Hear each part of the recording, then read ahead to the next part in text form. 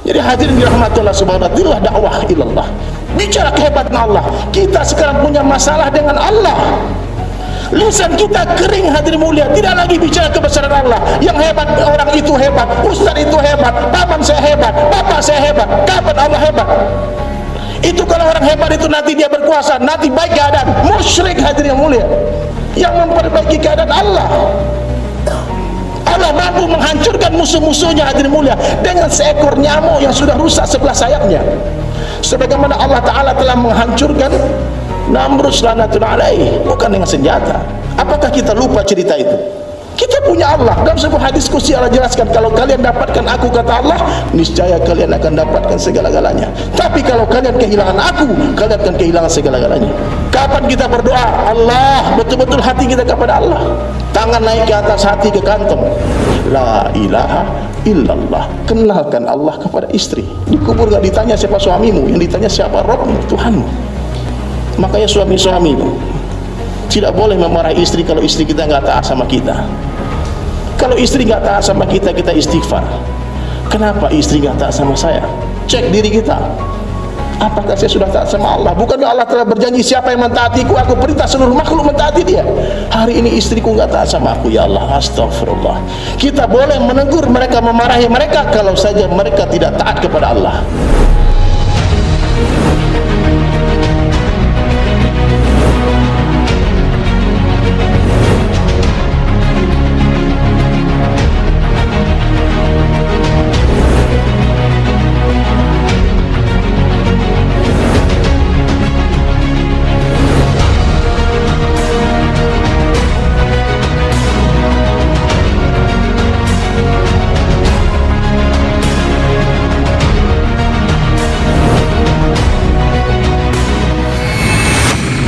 Jadi hadirin mulia, mudah saja dakwah ini. Saya belajar dakwah nih hadirin mulia dulu di Bali, awal-awalnya di Bali. Mungkin sebagian dari tuan-tuan bapak-bapak tahu background saya, latar belakang saya dulu jahiliyah, jauh dari agama. Seorang musisi, aliran musiknya pun metal, betul-betul jauh, nggak ngerti alif bata saja, nggak ngerti. Datang satu orang dai mengabarkan kabar sama saya, Der, kamu umat yang terbaik, kamu orang mulia, kamu calon raja di surga, nabi-nabi ingin seperti kamu. Saya mikir, Pak, apa masalahnya? Apa keistimewaan hebat saya? Kamu harus buat dakwah. Saya tidak bisa dakwah.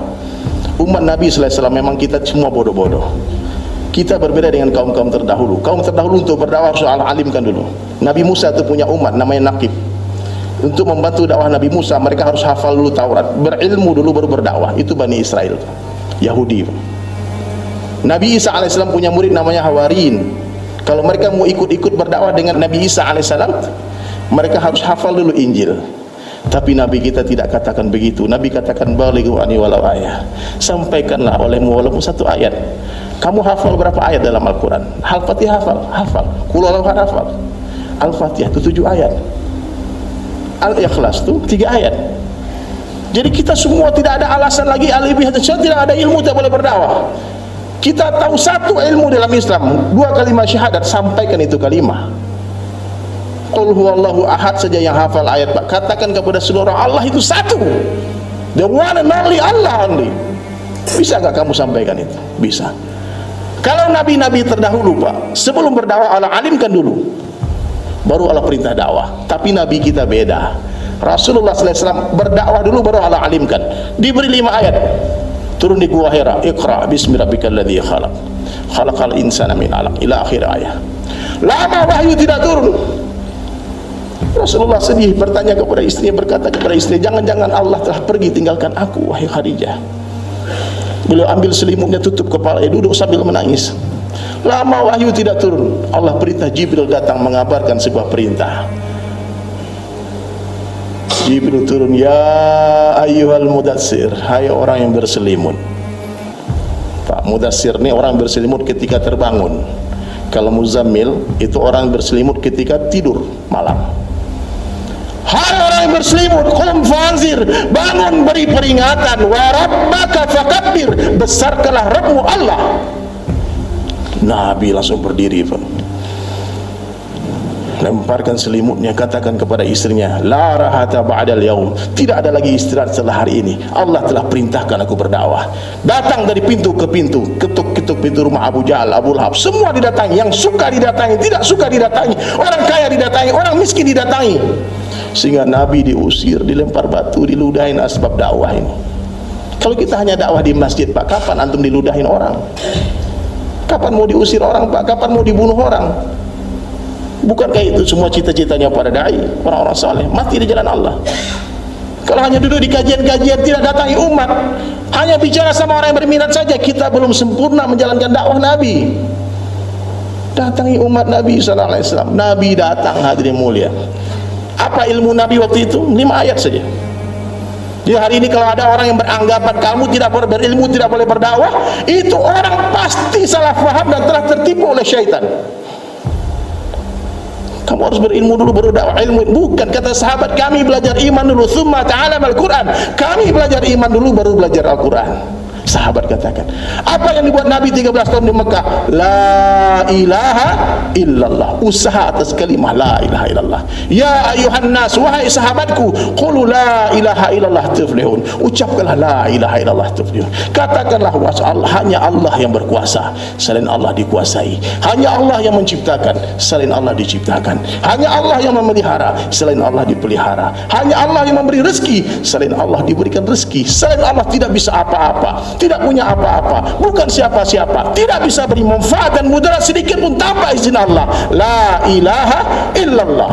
Itu yang ditanamkan oleh Rasulullah ke hatinya para sahabat, sehingga mereka tidak takut lagi kepada siapapun kecuali kepada Allah. Mereka tidak meminta lagi kepada siapapun kecuali kepada Allah, dan mereka tidak pernah berharap kepada siapapun kecuali kepada Allah. Ini sahabat. 13 tahun, Pak. Tidak ada sholat awal-awalnya, tidak ada zakat, tidak ada puasa, haram khamar pun belum diharamkan. Nabi tidak bicara halal haram ketika awal dakwah beliau. Nabi hanya menceritakan tentang kibri Allah, tentang kebesaran Allah, bahwasanya hanya Allah yang hebat, tidak ada yang hebat kecuali Allah. Hanya Allah yang kaya, tidak ada yang kaya selain Allah. Dialah Allah Al-Ghani, yang maha kaya, Al-Mughni, yang memberikan kekayaan kepada seluruh orang kaya adalah Allah. Kita tidak punya apa-apa, semua yang ada pada diri kita punya Allah. Mata kita punya Allah, telinga kita punya Allah, hidung kita punya Allah. Semuanya yang kita fikir ini punyaku adalah punya Allah. Semua titipan saja. Jadi hadirin dirahmati Allah subhanahu wa ta'ala, dakwah ilallah, bicara kehebatan Allah. Kita sekarang punya masalah dengan Allah. Lisan kita kering, hadirin mulia, tidak lagi bicara kebesaran Allah. Yang hebat, orang itu hebat, ustaz itu hebat, paman saya hebat, bapak saya hebat. Kapan Allah hebat? Itu kalau orang hebat itu nanti dia berkuasa, nanti baik keadaan. Musyrik, hadirin yang mulia. Yang memperbaiki keadaan Allah. Allah mampu menghancurkan musuh-musuhnya, hadirin mulia, dengan seekor nyamuk yang sudah rusak sebelah sayapnya. Sebagaimana Allah Ta'ala telah menghancurkan Namrud laknatullah alaih, bukan dengan senjata. Apakah kita lupa cerita itu? Kita punya Allah. Dalam sebuah hadis qudsi Allah jelaskan, kalau kalian dapatkan aku, kata Allah, niscaya kalian akan dapatkan segala-galanya. Tapi kalau kalian kehilangan aku, kalian akan kehilangan segala-galanya. Kapan kita berdoa? Allah, betul-betul hati kita kepada Allah. Tangan naik ke atas, hati ke kantong. Maka sekali-sekali habiskan yang di kantong itu, Pak, infakkan jalan Allah. Kalau ke bawah tangan sudah temurogoh, tidak ada lagi apa-apa, insya Allah tangan akan ikhlas naik ke atas, menangis kepada Allah. Sebagaimana para sahabat Abu Bakar habiskan semua harta itu perjuangkan agama. Jadi hadirin dirahmati Allah subhanahu wa ta'ala, inilah kerja yang sangat sederhana, yang sangat mudah, yang akan memperbaiki umat. Hai orang-orang yang beriman, wa qulu qawlan sadida, ucapkanlah perkataan yang benar. Apa itu qawlan sadida? La ilaha illallah yuslih lakum a'malakum. Allah pasti akan perbaiki diri kalian dan amalan kalian. Jadi kalau kita buat dakwah, hadirin mulia, tanpa sadar kita telah membuat usaha perbaikan atas diri kita. Karena dakwah itu sebetulnya bukan memperbaiki orang. Sepertinya dakwah itu memperbaiki orang, sepertinya. Namun hakikat dakwah adalah memperbaiki diri sendiri. Saya disuruh sama guru saya, Sulaiman, kamu buat majelis dakwah 25 majelis setiap hari. Jangan tidur sebelum buat 25 majelis. Jumpai siapa saja, katakan kepada mereka Allah kuasa, makhluk tak kuasa. Beri kabar mereka dunia ini sementara saja, akhirat selamanya. Beda dunia dengan akhirat, Pak. Dunia sementara, akhirat selamanya. Itu bedanya. Ajak semua orang ucapkan la ilaha illallah. Bayangkan, Pak, kalau kita buat majlis 25 majlis setiap hari. Majlis pertama dengar 1 kali kebesaran Allah, majlis kedua dengar 1 kali, majlis ketiga dengar 1 kali, majlis keempat dengar 1 kali, majlis ke-25 dengar 1 kali. Sementara telinga kita mendengarkan 25 kali. Satu paku yang dipukul 25 kali itu tidaklah sama dengan paku yang dipukul 1 kali. Maka kalau tuan-tuan semua tidak mau buat dakwah, diam terus, jumpa pedagang, tidak bicara kebesaran Allah kepada pedagang, kita rugi. Maka mulai bubar majelis Jumatan ini, hadirin mulia, ketemu pedagang, katakan, Pak, yang memberi rezeki Allah, bukan perdagangan Bapak. La ilaha illallah. Pergi lagi. Mungkin dalam hati pedagang tadi, ini orang gila ini, jangan. Gak apa-apa, nabi-nabi pun disangka gila. Ketemu petani, katakan kepada petani, Pak, yang memberi buah ini Allah, Pak. Ini buah bukan datang dari ranting, ranting bukan datang dari dahan, dahan bukan datang dari batang, batang bukan datang dari akar, akar bukan datang dari tanah, tapi akar datang dari Allah, batang datang dari Allah, dahan datang dari Allah, ranting datang dari Allah, dan buah pun datang dari Allah. La ilaha illallah. Ingatkan itu petani, bukan tanah yang memberi rezeki, Allah yang memberi rezeki. La ilaha illallah. Ketemu orang yang lagi perah susu sapi, katakan, Pak, ini susu datang dari Allah, susu bukan dari sapi. Nanti di surga ada sungai susu, gak ada sapinya. La ilaha illallah. Datang sama peternak lebah, katakan, ini madu bukan datang dari lebah, madu datang dari Allah. Nanti di surga ada sungai madu, gak ada lebahnya. La ilaha illallah. Pulang ke rumah ketemu istri, katakan kepada istri, wahai istriku sayang, yang memberi rezeki, yang bekerja dan memberi rezeki boleh saja tidak ada. Suatu hari nanti mungkin aku sakit, gak bisa kerja. Satu hari nanti mungkin aku pergi berdakwah berbulan-bulan, mungkin bertahun-tahun menyebarkan agama Allah, gak sempat mencari nafkah. Aku pergi untuk agama Allah. Suatu hari nanti mungkin aku sakit, aku di penjara, mungkin saja. Pak, di penjara itu bukan orang jahat semua, orang baik banyak di penjara. Buya Hamka pernah di penjara, nabi-nabi pernah di penjara. Kenalkan Allah kepada istri. Dan satu hari nanti, wahai istriku, aku pasti mati. Kamu jangan takut, jangan khawatir, karena Allah gak pernah sakit, Allah gak pernah pergi, dan Allah gak mungkin mati. Allah yang maha memberi rezeki akan selalu ada. Allah mampu mendatangkan rezeki ke rumah ini melalui tanganku, Allah mampu mendatangkan rezeki ke rumah ini melalui tangan orang lain, dan Allah pun mampu mendatangkan rezeki ke rumah ini. Allah tidak gunakan tangan siapapun, namun dengan kudratnya, dengan kekuasaannya, Allah hantarkan rezeki ke rumah ini. La ilaha illallah. Kenalkan Allah kepada istri. Di kubur gak ditanya siapa suamimu, yang ditanya siapa Rabbmu, Tuhanmu. Makanya suami-suami tidak boleh memarahi istri kalau istri kita nggak taat sama kita. Kalau istri nggak taat sama kita, kita istighfar. Kenapa istri nggak taat sama saya? Cek diri kita. Apakah saya sudah taat sama Allah? Bukankah Allah telah berjanji, siapa yang mentaatiku, aku perintah seluruh makhluk mentaati dia. Hari ini istriku nggak taat sama aku, ya Allah, astagfirullah. Kita boleh menegur mereka, memarahi mereka, kalau saja mereka tidak taat kepada Allah. Marah karena Allah. Jadi hadirin, ini penting, ini perkara yang paling penting. Kalau iman kita ini salah, seluruh amal salah.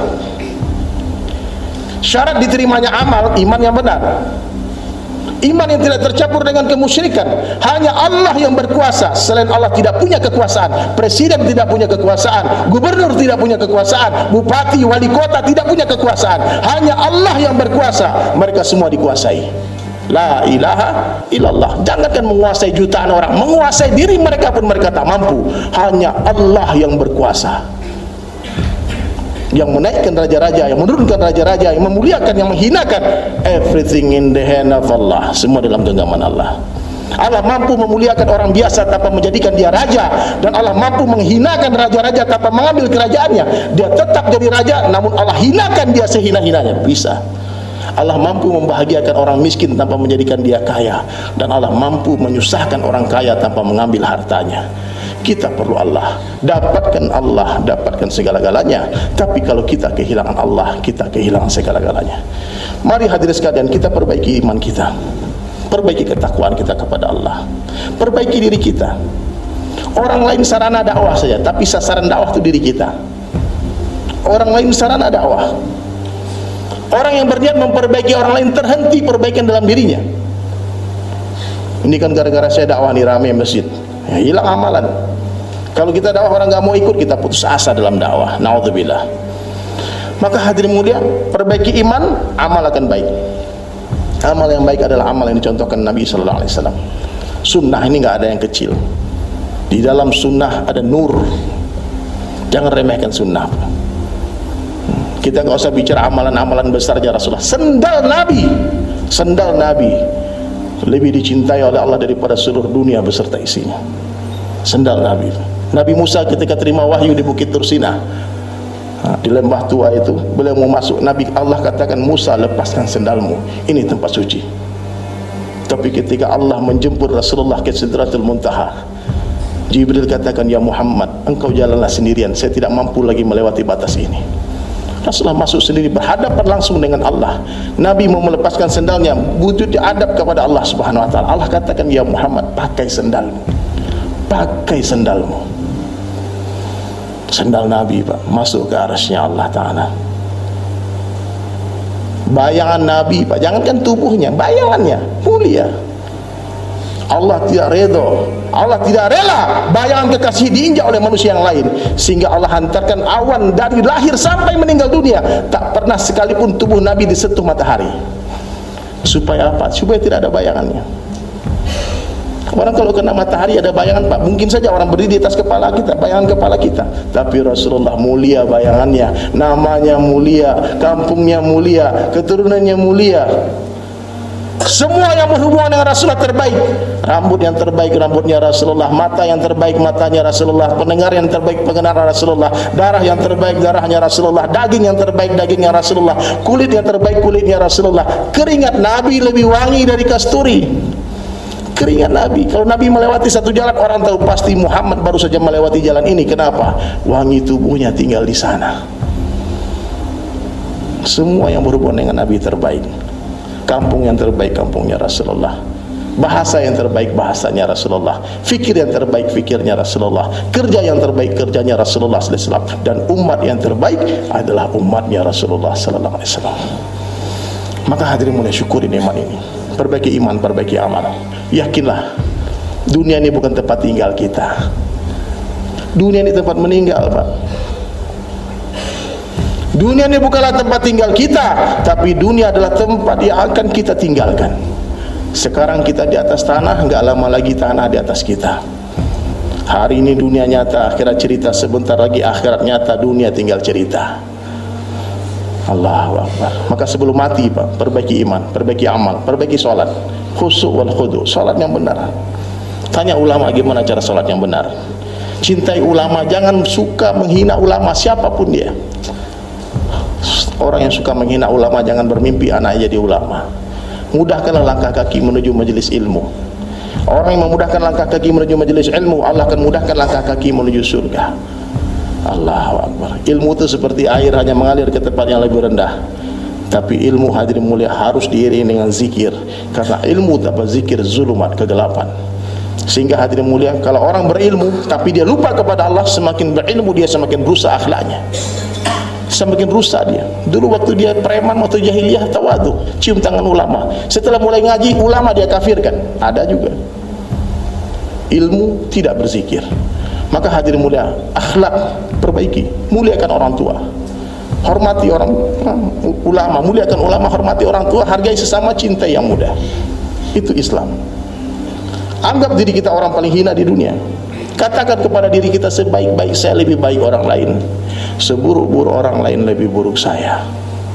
Ketemu orang tua, katakan orang tua itu lebih baik dari saya. Kenapa? Mereka lebih duluan beramal saleh dari saya, pasti pahala mereka lebih banyak daripada pahala saya. Ketemu anak muda, katakan adik itu lebih baik dari saya. Kenapa? Karena saya lebih duluan bermaksiat daripada mereka, pasti dosa saya lebih banyak daripada dosa mereka.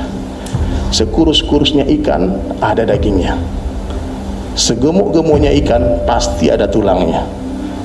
Ambil dagingnya, buang tulangnya. Allah beri kita dua mata, mata kanan melihat kebaikan orang lain, mata kiri melihat keburukan diri sendiri. InsyaAllah kita akan jadi orang yang dicintai oleh Allah Ta'ala. Ikhlaslah dalam setiap amal. Dan ingat mati hadirin mulia, orang yang paling cerdas dalam pandang Allah adalah orang paling banyak zikrul maut. Maka banyak-banyak ingat mati. Mungkin saja hari ini hari terakhir kita, wallahu a'lam bishawab. Allah telah pastikan kedatangannya mati, namun waktunya Allah rahasiakan. Ingat, dia tidak mencari orang tua, dia tidak mencari orang sakit. Siapa saja Allah kehendaki berangkat ke akhirat, dia harus berangkat. Dia suka atau tidak suka, dia rela atau tidak rela, dia suka atau terpaksa. A'udzubillahi minasyaitonirrajim. Bismillahirrahmanirrahim. Wal 'asr. Innal insana lafi khusrin illa alladhina amanu wa 'amilus salihati wa tawassaw bil haqq wa tawassaw bis sabr. Alhamdulillah.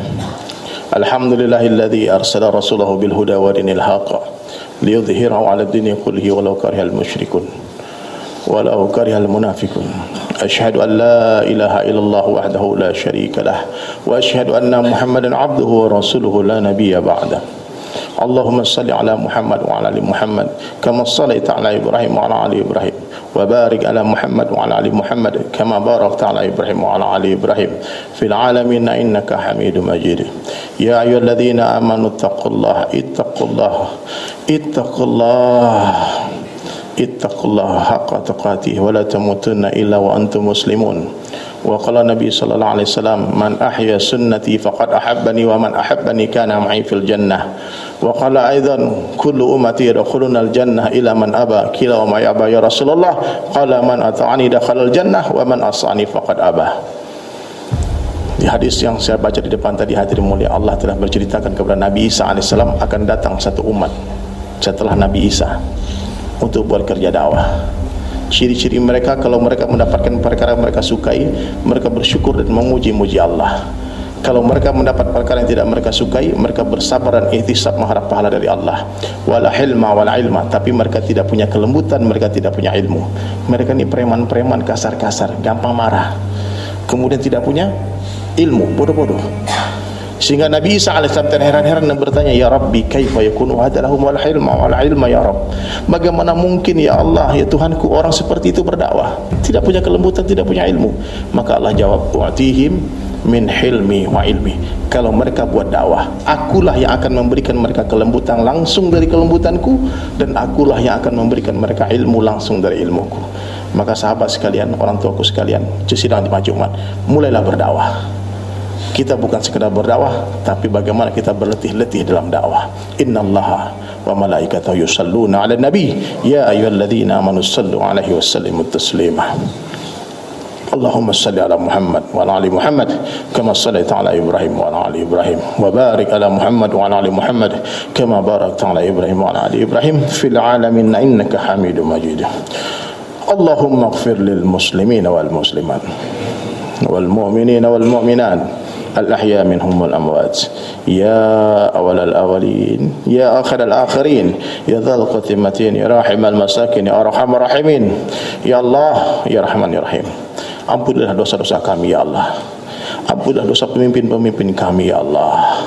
Ya Allah ya Rahman ya Rahim, tutuplah aib-aib kami ya Allah, tutuplah aib umat Islam seluruh dunia ya Allah. Tambahkan hidayah di hati kami ya Allah, jadikan diri kami asbab hidayah bagi orang yang memandang kami ya Allah, orang yang mendengarkan suara kami ya Allah, orang yang melihat rumah dan kendaraan kami, beri mereka semua hidayah ya Allah. Curahkan hidayah-Mu di Amerika, di Eropa, di Rusia, di Afrika, di seluruh dunia ya Allah.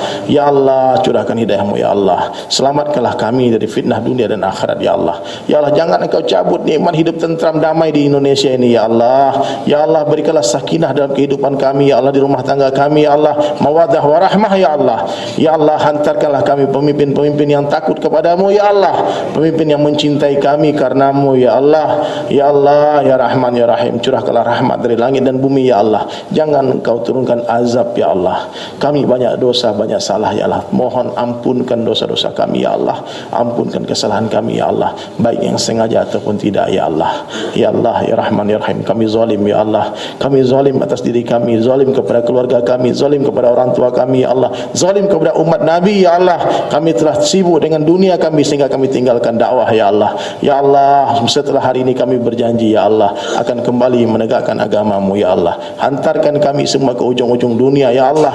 Pilih kami untuk menjadi dai-Mu ya Allah, meneruskan kerja para sahabat, meneruskan kerja Rasulullah sallallahu alaihi wasallam, menyebarkan agama ke seluruh alam. Ya Allah, Rabbana atina atina fid dunya hasanah wa fil akhirati hasanah wa qina azabannar. Subhana rabbika rabbil izzati amma yasifun wa salamun ala mursalin walhamdulillahi rabbil alamin. Aqimus salah.